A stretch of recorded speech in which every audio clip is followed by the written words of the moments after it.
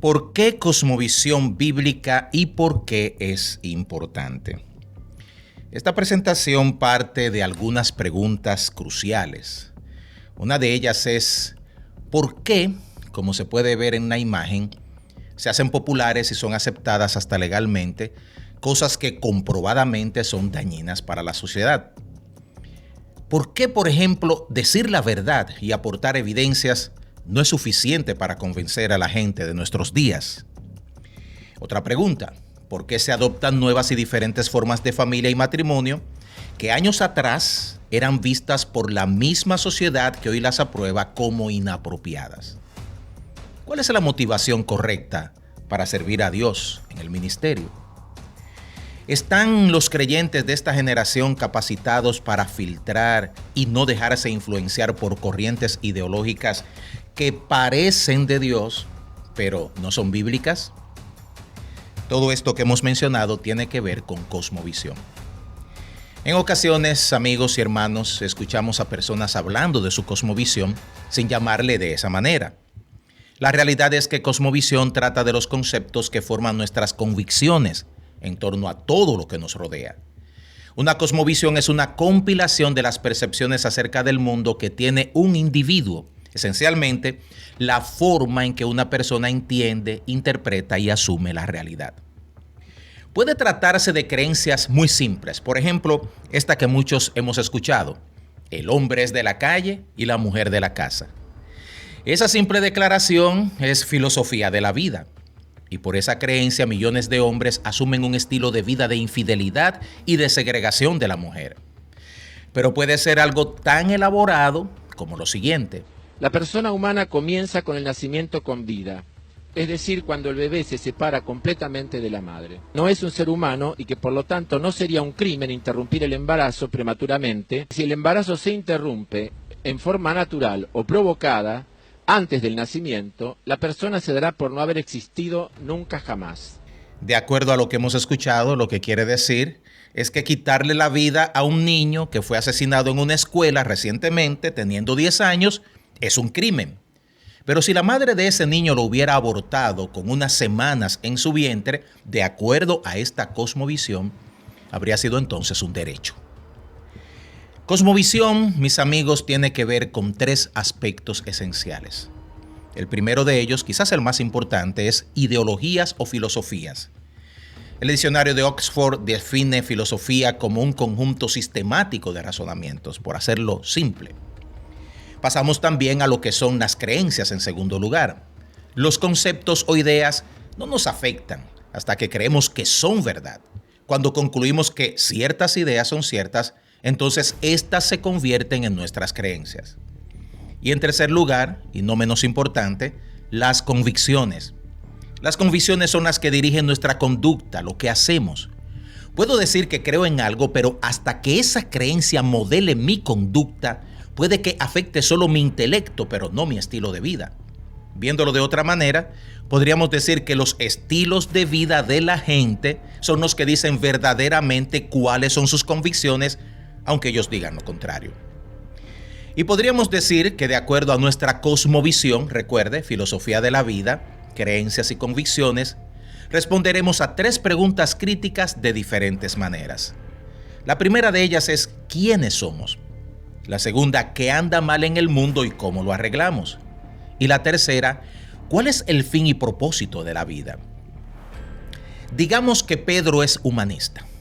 El humanismo es una filosofía de la vida democrática y ética que afirma que los seres humanos tienen el derecho y la responsabilidad de dar sentido y forma a sus propias vidas. Así que Pedro podría responder diciendo, bueno, ¿quiénes somos? Somos el resultado de eventos de la naturaleza que ocurrieron por coincidencia. ¿Qué anda mal en el mundo? Bueno, el problema no es el ser humano. Los seres humanos son buenos por naturaleza. Hay seres humanos que se han mal formado por causa de la desigualdad en la sociedad. Si todos tuviéramos los mismos derechos y privilegios, acceso a educación, riquezas y recursos, el mundo se arreglaría. Debemos luchar, diría Pedro, en contra de la desigualdad. ¿Y cuál es el fin y propósito de la vida, Pedro? Bueno, pues el fin y propósito de la vida es disfrutarla y ser feliz. Sin embargo, tenemos a Rodney, que es cristiano. El cristianismo se centra en el hecho de que Dios es quien ha dado origen a todo lo creado, incluyendo al ser humano, y le ha dado las reglas de convivencia que necesita para vivir en el mundo.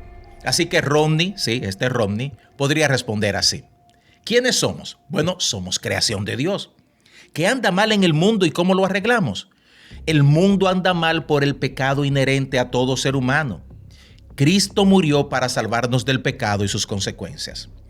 Todo ser humano necesita arrepentirse y convertirse a Cristo, y obedeciendo a Dios y a sus leyes o a su palabra, tendremos un mundo mejor. Cristo, sin embargo, un día reinará sobre la tierra y ese será el fin definitivo de toda maldad. ¿Cuál es el fin y cuál es el propósito de la vida, Romney? Bueno, el fin de la vida es glorificar a Dios en toda circunstancia, sea buena o sea mala. A partir de la cosmovisión de Pedro y de Romney, ellos tomarán decisiones y acciones que afectarán positiva o negativamente sus vidas y las de otros. Y de ahí podemos ver la importancia de conocer y entender el tema de cosmovisión. Sin embargo, definir y entender la cosmovisión de la gente de hoy en día es una tarea complicada, especialmente luego de la aparición de lo que llamamos el posmodernismo. El posmodernismo critica la idea de que hay que encontrar una verdad objetiva. Más bien, adopta la idea de que puede haber múltiples verdades y que llegamos a la verdad a través de nuestra propia contextualización social, cultural y profundamente personal de la información. Para ilustrar esta definición, diríamos que el posmodernismo enseñaría que las diferentes religiones que hay en el mundo, todas están en lo correcto en cuanto a su percepción de Dios. Alá, Buda y Jehová serían una expresión de Dios con diferentes nombres y en diferentes culturas. Y no solamente el posmodernismo, existe lo que se llama el humanismo cristiano. Y hay otras asociaciones del cristianismo con filosofías e ideologías del mundo que han dado a luz, por ejemplo, al cristianismo progresista, significando, entre otras cosas, que podemos encontrar una reconciliación entre los postulados y enseñanzas de la Biblia y las nuevas tendencias de sexualidad, familia y matrimonio. Esto ha desafiado a la fe cristiana al preguntarnos si existe realmente un punto de reconciliación en la cosmovisión bíblica. Y algo también importante es que si bien en sentido general todos los cristianos adoptamos la Biblia como nuestra fuente de creencias y convicciones, no todos los cristianos aceptan la Biblia como la única fuente de revelación hoy en día. Revelaciones extrabíblicas, hombres que argumentan hablar bajo la dirección de Dios pero contradicen su palabra, acompañado del aumento de la digitalización, han contribuido a la creación de un ambiente confuso en el cristianismo. Entre todo lo que reclama ser de Dios, el gran desafío es discernir qué es, qué no es de Dios.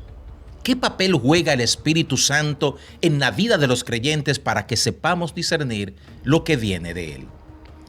Y uno de los temas de cosmovisión cruciales es nuestra percepción de la autoridad espiritual.